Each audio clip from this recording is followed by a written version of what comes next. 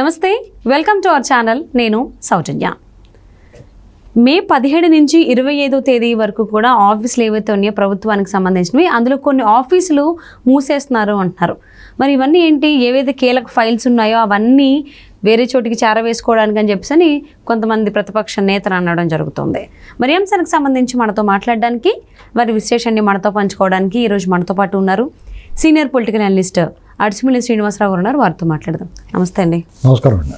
మే 17 నుంచి 25 తేదీ వరకు కూడా కొన్ని ఆఫీసులు, ఈ ఆఫీసులు అనేటువంటివి ఆంధ్రప్రదేశ్లో మూసేస్తున్నారు అని అంటున్నారు. సో దీనికి కారణం ఏంటి అని అంటే, కొన్ని కీలక ఫైల్స్ని వీళ్ళు అక్కడి నుంచి ఇక్కడికి ట్రాన్స్ఫర్ చేసుకోవడం కోసం అలా చేస్తున్నారు అని చెప్తే కొంతమంది ప్రతిపక్ష నేతలు వ్యాఖ్యానించడం జరుగుతుంది. సో నిజంగానే ఆఫీసులు మూసేయడానికి కారణం ఫైల్స్ని వేరే చోటికి చేరవేయడానికి అని అంటారా? ఇప్పుడు ఈ 5 సంవత్సరాల్లో వీళ్ళు చెయ్యని అరాచకం లేదు, వీళ్ళు చెయ్యని దుర్మార్గం లేదు. ప్రజా వ్యతిరేక నిర్ణయాలు, తప్పుడు జీవోలు, అసత్య ప్రచారాల్లో అబద్ధాలు, దొంగ కేసులు, ఇవన్నీ రకరకాలుగా నిండిపోయి ఉన్నాయి. ఇది అలాగే వదిలేసి ప్రభుత్వం మారిపోయింది అనుకోండి, వీళ్ళందరూ జైల్లో పోతారు. నేను చెప్పాను కదా, 2000 మంది పైన 3000 మంది అధికారులు, నాయకులు అందరూ జైల్లో పోతారు. వీళ్ళందరికీ ప్రత్యేకమైన జైలు కట్టాలి. 2 జన్మలు సరిపడగా తప్పులు చేశారు వీళ్ళు. ఈ జన్మ అయిపోయిన అంతా జైల్లో ఉన్నా మళ్ళీ జన్మ అంతా కూడా జైల్లో ఉండాలి. వాళ్ళ నాన్న ఏం చేసాడు, ఐఏఎస్లు జైల్లో పట్టుకుపోయాడు. ఈయన ఐఏఎస్లు, ఐపీఎస్లతో పాటు కింద స్థాయి ఉద్యోగులు కూడా జైల్లో పట్టుకుపోతారు తను కూడా. అలాంటి పరిస్థితి మారాలంటే ఏం చేయాలంటే కొంచెం అవన్నీ సరిదిద్దుకుంటూ ఉంటారన్నమాట. ఇదంతా ఎప్పుడు జరుగుద్ది, ఇతను లండన్ వెళ్ళినప్పుడు. ఇతను లండన్ వెళ్ళినప్పుడల్లా, ఒకసారి లండన్ వెళ్ళినప్పుడు అమలాపురం అల్లర్లు జరిగినాయి, కోనసీమ అల్లర్లు గుర్తుందా మీకు? పురేశ్వరం అల్లర్లు జరిగినాయి, కులాల మధ్య జగ్గేటద్దని చూశాడు. విచిత్రంగా అందరూ ఓటు అయిపోయారు. ఇప్పుడు రెండోసారి లండన్ వెళ్ళినప్పుడు, తర్వాత మళ్ళీ లండన్ వెళ్ళినప్పుడు చంద్రబాబు నాయుడు గారు అరెస్ట్ చేశాడు. నాకు తెలియదు, నేను లేనప్పుడు జరిగిందని చెప్పుకోవడానికి. ఇప్పుడు ఆ లండన్ వెళ్తున్నాడంటే ఒక రకంగా ఈ ఫైల్స్ గీల్స్ అన్ని మాయం చేసేయటం, ఈ దొంగల మూట అంతా క్లీన్గా అన్ని తుడిచిపెట్టేస్తారన్నమాట. ఒక రకంగా ఫైల్స్ తగిలిట్టేయటం ఇలాంటివి కూడా చేసేస్తారు. చేసినా కానీ ఆశ్చర్యపోకలేదు. అంటే ఈ ఫైల్స్ తగిలిడుతుంటే ఇది వరకట్లా ఫైల్స్ లేదు, అంత కంప్యూటర్ కదా, అవన్నీ తారుమారు చేసి చెడగొట్టేస్తారు, హార్డ్ డిస్క్ తీసేస్తారు. ఇంకోటి ఏంటంటే ఈ ఈవీఎంల వాటిని కూడా ధ్వంసం చేసి పాడు చేసి కార్యక్రమాలు కూడా పెట్టుంటాడు. ఇతను నమ్మటం లేదు, ఇతను బరి తెగించిపోయి ఉన్నారు వీళ్ళు. అతను చెప్పినట్టు చేసి దొంగలు ఉన్నారు. అధికారుల్లోనూ ఐఏఎస్లు, ఐపీఎస్లో కూడా బందిపోటు ముఠా ఉంది. అతను చెప్పినట్టు చేస్తారు. ఎందుకంటే వాళ్ళు కూడా జైల్లో పోతారు కదా. లేకపోతే ఇప్పుడు యమనేల సినిమాలో తోటరాముడిలాగా వాళ్ళ చేత ఏదో తప్పు చేయించాలి కూడా తిప్పుకుంటూ ఉంటాడు తోటరాముడు. అలాగే ఇతను కూడా వాళ్ళందరి చేత తప్పులు చేసి వాళ్ళు బ్లాక్మెయిల్ చేస్తాను కూడా తిప్పుకుంటున్నాడు. కాబట్టి వాళ్ళు తప్పని పరిస్థితుల్లో ఇతను చెప్పింది కూడా చేయాలి. ఇలాంటి పరిస్థితుల్లో ప్రతిపక్షాలు అప్రమత్తం అవ్వాలి. ఇప్పటికే చూడండి, మొన్న అర్జెంటుగా ఎలక్షన్ ముందు రోజు డబ్బులు వేసేయాలని అడవాడు చేశారు, 14,000 కోట్లు. ఇప్పుడు అది దాని వాడే ఎత్తట్లేదు. అంత ఆత్రం ఉండి ప్రజాపాలన పట్ల అంత ప్రేమ ఉంటే ఇవాళ ఎందుకు వేసేయలేదు? అప్పుడే 3వ రోజు వచ్చేసింది. 13 ఎలక్షన్ అయిపోయింది, 14 నిన్న వేసేయాలి కదా, లేదా ఇవాళ పొద్దున్న వేసేయాలి కదా. ఎందుకు వేయలేదు? అది అర్జెంటుగా వాళ్ళ కాంట్రాక్టర్లకి, వాళ్ళ ముఠాల వాళ్ళకి బిల్లులు క్లియర్ చేసుకోవడం కోసం ట్రై చేస్తున్నారట. దీన్ని ఆపాలి అర్జెంటుగా. గవర్నర్ గారు కానీ చీఫ్ సెక్రటరీ ఆపకపోతే అతని దగ్గర వసూలు చేయాలి, అతను బాధ్యుని చేయాలి, అతని మీద ఒత్తిడి చేయాలి. చంద్రబాబు గారు ఆల్రెడీ కూడా నిన్న లేఖ రాయడం జరిగింది కదా, ఇప్పుడు ప్రెజర్ పెట్టాలా వాళ్ళ మీద.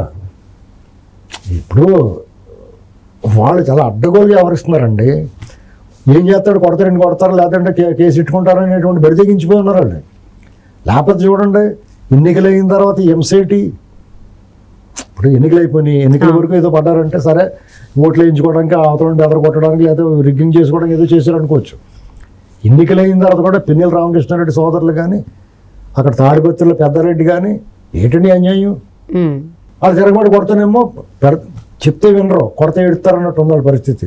ఓ పక్కనేమో అనిల్ కుమార్ యాదవ్, అంబటి రాంబాబు, రోజా ఇలాంటి వాళ్ళందరూ రోధిస్తున్నారు. పోలీసు వాళ్ళు మా సహకరించలేదు, మీ దొంగల మూట అంతా వెళ్ళిపోయిన తర్వాత మరి ఎందుకు సహకరిస్తారో, చట్టం దాని బంధం చేసుకుపోతుంది. అయినా చేశారు కదా దుర్మార్గాలు. పెద్దిరెడ్డి లేదా పల్నాడులోను మీరు చేసే దుర్మార్గాలు మీకు చేశారు, మీకు సహకరించే పోలీసు వాళ్ళు మీకు సహకరించారు. ఇంకా సహకరించకుండా వాళ్ళు మార్చకపోతే వీళ్ళు ఇప్పుడు వీళ్ళు ఆధారపడ్డారు. ఏం ఆధారపడ్డారు?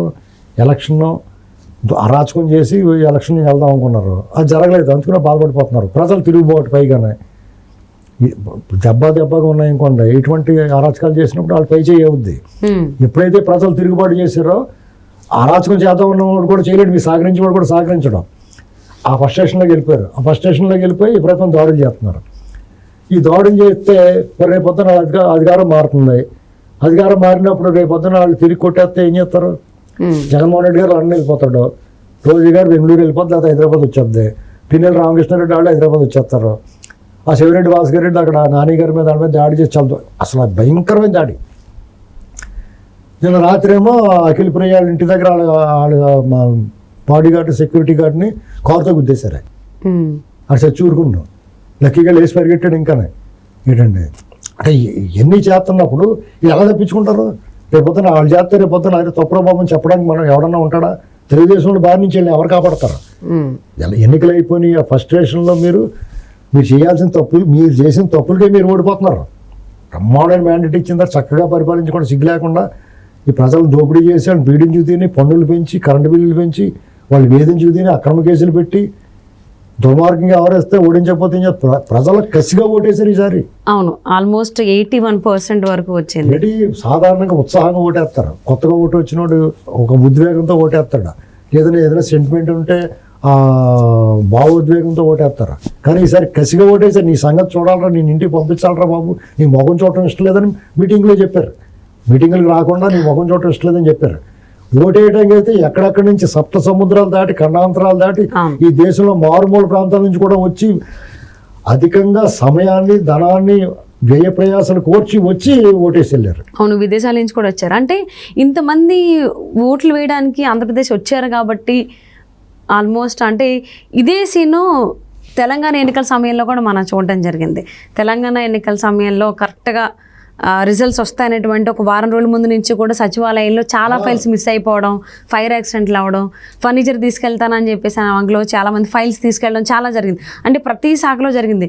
విద్యాశాఖ కావచ్చు, జనవనరుల శాఖ కావచ్చు, టూరిజం శాఖ కావచ్చు, ఇలా ప్రతి శాఖలో అలా జరిగింది. సేమ్ అదే సీన్ ఇప్పుడు ఆంధ్రప్రదేశ్లో కూడా ఇప్పుడున్నటువంటి ప్రభుత్వం చేస్తోంది అని అనుకోవచ్చు అంటారా? ఖచ్చితంగానండి. వీళ్ళు దొంగోళ్ళు, వీళ్ళు బంతిపోటు దొంగలు ముట్టారండి. ఆ ఆనవాళ్ళు లేకుండా చేసేద్దాం అనుకుంటారు. ఏమండి, ఖచ్చితంగా తప్పించుకోలేరు. ఆ వచ్చి ప్రభుత్వం వీళ్ళందరినీ వెంటాడి పట్టుకుని లోపల పెట్టేద్దాం, అందులో అనుమానం లేదు. అయితే ఏంటంటే వీళ్ళ కాకుండా వాళ్ళు చట్ట ప్రకారం చేస్తారు. వీళ్ళ బుర్ర తక్కువ కింద కాకుండా కరెక్ట్గా పర్ఫెక్ట్గా ఎక్కడ తప్పించుకోలేకుండా పెడతారు వాళ్ళు. ఎందుకంటే కొంత బుర్ర ఉన్నవాళ్ళు కాబట్టి. వీళ్ళు బుర్ర తక్కువ వాళ్ళు కాబట్టి తప్పుడు కేసులు పెట్టి కోర్టు చీయని కాంట్రాక్ట్ చుంబించుకున్నారు చాలాసార్లు. అర్థమైందండి. ఏవైనా కానీ హింస చెలరేగింది. వాళ్ళు ఎన్నికల్లో ఓడిపోతున్నామని తెలిసిన ఫస్ట్ స్టేషన్ తోటి ఇలాంటి దుర్మార్గ అవసరాలు చేస్తారు. రేపు పొద్దున్న ఆ కార్యకర్తలని, వైసీపీ కార్యకర్తలను ఎవరు కాపాడతారు? టీడీపీ వాళ్ళు అంతకు మించి చేస్తారు. పెద్దారెడ్డి తాడిపత్రిలో పెద్దారెడ్డి చేసిన అల్లరికి జేసీ ప్రభాకర్ రెడ్డి గారు వాళ్ళ ఇంటికి వెళ్ళిపోయారు. మళ్ళీ ఇళ్ళ మీద వెళ్ళిపోయారు. గోపిరెడ్డి శ్రీనివాసరెడ్డి ఇంటి మీదకి వెళ్ళిపోయారు. ఆ కాస్మహేష్ రెడ్డిని పరిగెట్టిచ్చేసారు. వంశీ కాలర్ పట్టేసుకుని ఒకటి దవడ పేర కొట్టేశారు. అవును, తెనాల్లో కూడా కొడితే తిరిగి కొట్టారు. తెనాల్లో దవడ మీద కొట్టేశాడు. కాకినాడలో చంద్రశేఖర్ రెడ్డిని కూడా నిలబెట్టేశారు. ఎవరిని వదలలేదు కదండి. అవును, సో ఓటర్లు అయితే మంచి మీరన్నట్టు కసిగానే ఓటేశారు. నాని గారిని చూడండి, అక్కడ అలా చేశారు. మరి వాళ్ళు వదిలిపెడతారా? వదిలిపెట్టమని చెప్పగలమా మనం? లేదు. అవునా కదా. కాబట్టి వాళ్ళు ఒడి దగ్గర పెట్టుకుని ఉండాలి. ఎవరికాడ వాళ్ళు ప్రేరేపించినా ఓడిపోయేటప్పుడు ఉక్రోషం ఉంటుంది. కానీ ఆడుకుంటుంది ఉక్రోషం. నీకెందుకు? నీ అభిమానికి నువ్వు ఓటేసుకున్నావు, నువ్వు ఓడిపోతుంది, నోరు మూసుకూరుకోవాలి. రేపు పొద్దున వాళ్ళంతా నీకు ఎవడొస్తాడు? అవును, ఆల్మోస్ట్ ఇటు తెలంగాణలో ఏదైతే జరిగిందో ఎలక్షన్స్ అయిన తర్వాత రిజల్ట్స్ వచ్చేటువంటి మధ్యలో రిజల్ట్స్ వచ్చిన తర్వాత కూడా సచివాలయంలో ఫైల్స్ మిస్ అయ్యాయి. సేమ్ ఆంధ్రప్రదేశ్లో కూడా అదే సీన్ రిపీట్ అవుతుంది అంటున్నారు. చేస్తారు ఖచ్చితంగా. సో అదే చేస్తున్నారు అని చెప్పి తెలుస్తుంది. అందుకనే 17 నుంచి 25 వరకు సెలవులు అంటున్నారు. సో చూద్దామండి ఏ ఫైల్స్ మిస్ అవుతాయి ఏంటి అని చెప్పేసి అని. Thank you so much Srinivas గారు.